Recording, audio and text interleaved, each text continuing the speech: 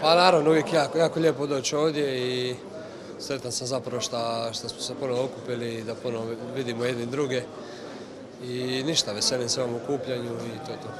Pa, uvijek je lijepo doći iz klubova, vidjeti svoje suigrače iz reprezentacije, vidjeti šta se dešava u njihovim klubovima, su zdravi, kako igraju i to, tako da imamo sad par dana, par treninga za odraditi i te dvije kvalifikacijske utakmice. Yeah, first of all, of course we were a little bit disappointed after the Olympics.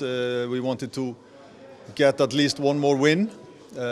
And you can also say we didn't win the right games. We won against Germany and Japan, and Germany went all the way to the final. So sometimes it doesn't go in the right direction. But yeah, altogether we could see that we are not so far away from the top teams, but still we need to be more constant and show better defense. We were soft, in my opinion, we were soft in some positions in defense. And also our attack must have a better flow and we can do better there.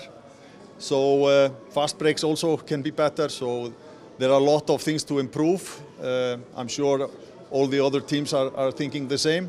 Pa dobro, protiv Belgije smo igrali i prošle kvalifikacije, tako da manje više već poznamo tu ekipu dosta.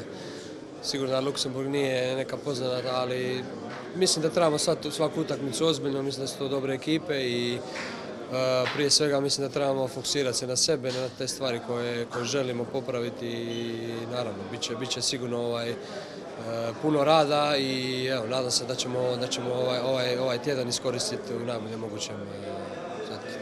Pa da, mislim da to ne bi trebalo uopće biti upitno, mislim da smo u ove dvije utakmice mi bolja momčad i da smo mi ti koji trebamo pobijediti i uzeti te bodove, tako da mislim da će tako i biti.